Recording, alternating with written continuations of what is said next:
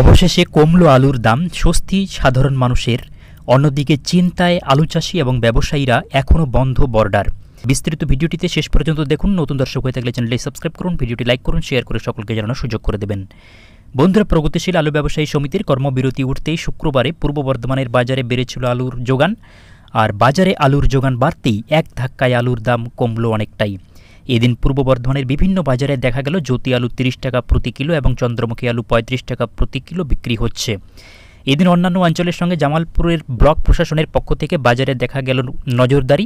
প্রশাসনিক আধিকারিকরা বিভিন্ন বাজারে গিয়ে এবং সেখানে কাঁচামালের সবজি দাম নিয়ন্ত্রণ রাখার জন্য নজরদারি চালান। আগামী দিনেও বিভিন্ন বাজারে নজরদারি চলবে বলে জানানো হয়েছে প্রশাসনিক আধিকারিকদের পক্ষ থেকে। আলু ব্যবসায়ীদের দীর্ঘদিন কর্মবিরতির কারণে আলুর দাম গিয়েছিল আকাশ ছোঁয়া, কিন্তু পরবর্তীতে প্রশাসনের সঙ্গে আলাপ আলোচনার পর সেই জট কেটেছে। ইতিমধ্যেই কর্মবিরতি প্রত্যাহার করেছেন আলু ব্যবসায়ীরা। আর কর্মবিরতি প্রত্যাহার করার পরেই বাজারে যোগান বেড়েছে আলুর, ফলে অনেকটাই দাম কমেছে আলুর, যার জন্য খুশি খুচরো ব্যবসায়ী থেকে শুরু করে আমজনতা। এদিকে all Bengal trade and traders welfare অ্যাসোসিয়েশনের সহকারী সভাপতি বিশ্বেশ্বর চৌধুরী বলেন, আমরা চাই 30-এর পরিবর্তে সরকারের বেঁধে দেওয়া দাম 28 টাকাতেই আলু বিক্রি করা হোক।